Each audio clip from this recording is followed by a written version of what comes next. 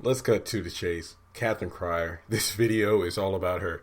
I actually had another snow day from work today and had a chance to rewatch the episode. And, oh man, oh man, this is crazy. It's hard for me to put into words because Katheryn Cryer literally turned this episode upside down for me. If I'm not mistaken, it was about the first 10 to 12 minutes of the episode. It focused on recapping season 4, as well as Veronica's reaction to Katheryn shooting Jennifer Salison to death and then threatening her own life while she retreats to the kitchen trying to get out of the house to find all the doors locked and the phones cut off.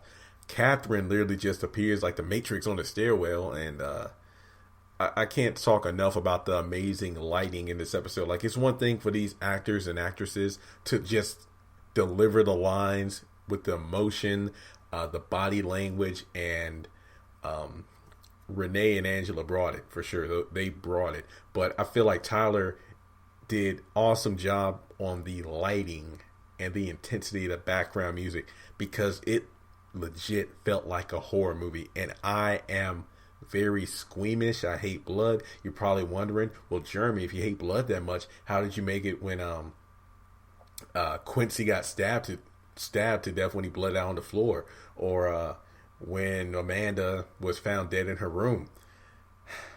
Very good questions. I don't know. I felt like because I was so engrossed in the episodes like I am now that I was able to stand it. Here's my thing though. I knew that knife was coming. I didn't know when it was coming though. Like, I'm not going to lie. I was watching the episode on my TV from my bed when I had a pillow. Like, I felt like a little kid again where I had the pillow, try in front of my face, just trying to, put the pillow up as soon as the blood came out. But it took me by surprise. Like, literally when she stabbed Veronica, like, there was no visible blood, she ran off. Because I don't even know how I stood it when Jeffrey stabbed Veronica. Maybe because we've all wanted it for so long, and I've wanted it for so long. No offense, Veronica. I just sat there and watched it. But for Katheryn, my thing is, like, she literally set the tone of a horror film the entire episode. Like, the first and back half of the episodes felt like a legit thriller. The middle of the episode felt like a have and have not episode. And again, I want to make a review episode in a separate video, but this video is just going to be focusing on Katheryn.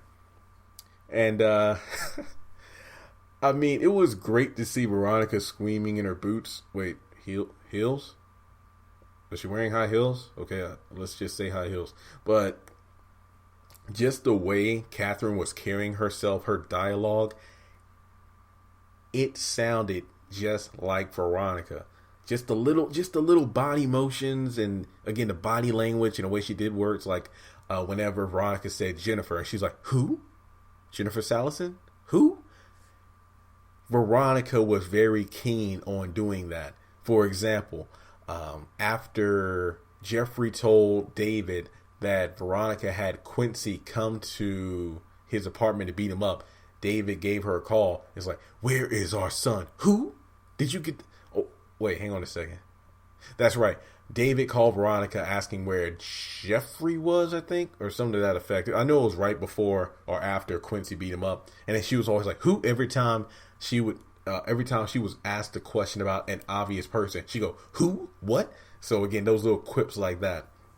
And again, just seeing her shaking in her heels like that, and just scared, and the key word frightened, reminded me of how Jeffrey turns into a scared little kid whenever Veronica's around. So to see Veronica in a position that she always has other people in, by Katheryn of all people, her friend, was just amazing to me. And we got little hints of this back when they were in jail, when Katheryn was saying when she found out the reason and the person behind the reason behind why Wyatt was so angry at Jim and Katheryn. Because remember, that's why, he got the money, left the house, because she knew he was angry.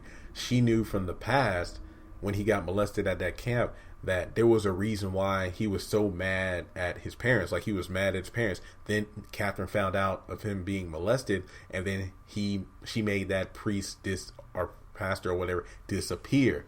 Veronica knew this. That's why when she said the same thing about Wyatt in the present time in the jail cell, she was scared. And now it's finally coming to fruition. Now, if I'm not mistaken, now I got to do some backtracking here. That was season 4? Because I consider this to be the beginning of season 5 right now. So I think it was the end of season 3 is when Jennifer had the halves, the Harringtons and the Cryers arrested. Season 4 was like in the first half, they were all in jail. Then everybody but Jim got out. Okay, so yeah, it was season 4 where the threat was made, and now she's made good on that threat in the first episode of season 5. So maybe I should do this in a separate video. Just talking about, I'm just going to throw it in this one. Might as well. It's only been about 6 minutes. It has to do with these characters going rogue, crazy, insane, whatever you want to call it. This is what really makes me feel bad for Jacqueline and Amanda's character, because again, I'm not going to lie, she was one of the main reasons I started watching the show. I mean, me and my mom watched episode 1 and 2 when they first came out, but Amanda was what had me hooked.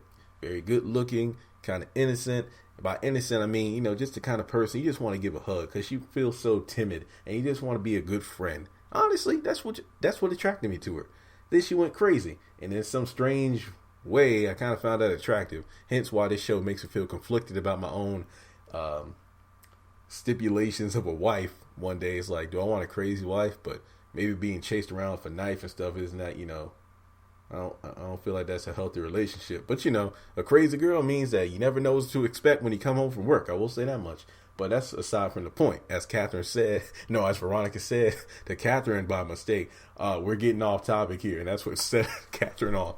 Well, I'm just thinking about how Amanda, when she went rogue, crazy, insane, nuts, lunatic, whatever you want to call it, you had half the fandom, well, let's just say a majority of the fans were like going crazy because she was going crazy. They didn't like that change. They didn't like the way it was portrayed. That's why I felt bad. And I've said this in blogs and videos. I miss Amanda because I hated the fact she was killed off that way because she had untapped potential. There was a lot of character development that never happened. We didn't really get true character development. We had the scared little girl who got raped, and then from there she went crazy and then got killed off. There was a lot of potential there. But whenever anybody else goes crazy, I feel like Veronica was the next major player to go from sane to lunatic to, I don't know what she is now. And then now she's literally the star. She is the bad bitch of the series up until Katheryn taking that gun. And now she is honestly, Katheryn did say, how much of a bitch I can be. So technically, if I call you a bad bitch, Renee Lawless, I don't want you to come find me with a knife or a gun. I'm just repeating what you said, and I'm just saying that you are now the star of the show in my eyes. And I'm not just saying that because I'm scared of you now, but that's aside from the point. But I just feel that it was Amanda first, and Veronica took the reins. Jeffrey had his moment where he went a little psycho and stabbed Veronica. And then, of course, Katheryn took up the reins, and now she's the bad bitch. I don't even know if it's psycho. It's like she said, insanity. Honestly, that's understandable because the mama bears she told Jim, Jim said, yeah, definitely, like after she dragged Celine out of the house, and I'm doing this from memory now, so excuse the pauses. It was when it was when Jim was looking in Amanda's room for clues about her suicide. Katheryn was in the room too. Wyatt was in the yard or the backyard with the DA and an officer confessing, and that's when Jim said, remarking about Celine being dragged out of the house and about Katheryn being a fighter, and that's about a mama bear protecting her cubs. And Katheryn was like, this mother is done. No, this mother, them claws, them teeth, all of it was going full force, and Veronica was on the receiving end. And again, Katheryn saying that she was ruthless, the fact that she was dragging it out. And another part I love there, remember when she said, what was it? I feel bad 'cause I just watched the episode. No. Veronica wanted to make the call to get that person to erase evidence, aka Jennifer's body. Jennifer's body. Isn't that a horror movie with Megan Fox, Jennifer's Body or something? I don't know.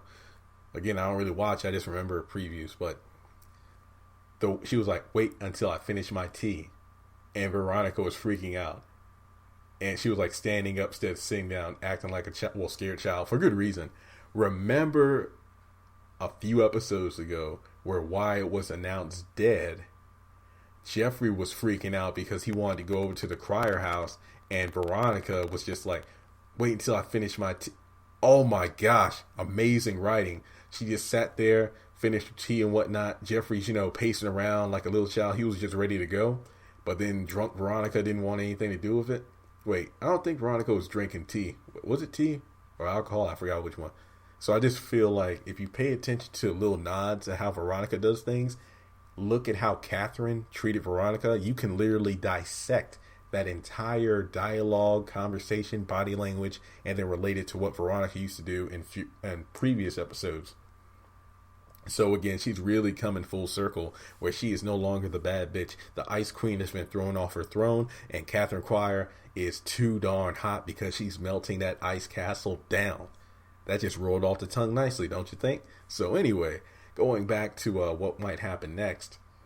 I mean, in the preview, it looks like she's going to be chasing Veronica up the stairs and has the knife about to stab her. I don't think that's going to happen too much because, number one, we do see her hand covered in blood. I believe that's when she snaps out of her, insane fix, because we know Jim and David eventually show up. David's going to be thrown on the couch with Veronica pointing the gun at him.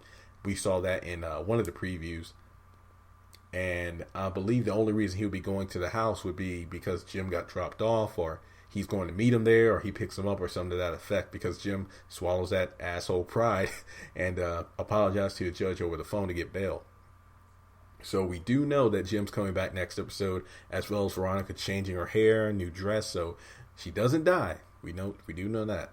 And eventually she does see Jeffrey and Candace at that hotel, so that's interesting.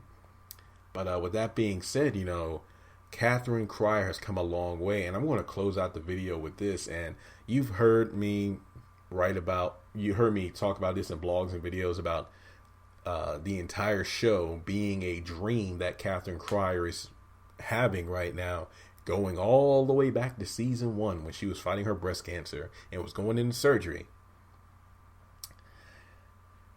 I'm not going to rehash the entire theory, but honestly, it comes down to her having the dream while either she was in the hospital having surgery or it was post-surgery or something to that effect. My mom, again, if this theory is correct, all credit goes to her. I just put some, icing on the cake. I feel like if this is indeed a dream, Katheryn finally fighting back against the likes of Veronica, all of her oppressors, what have you.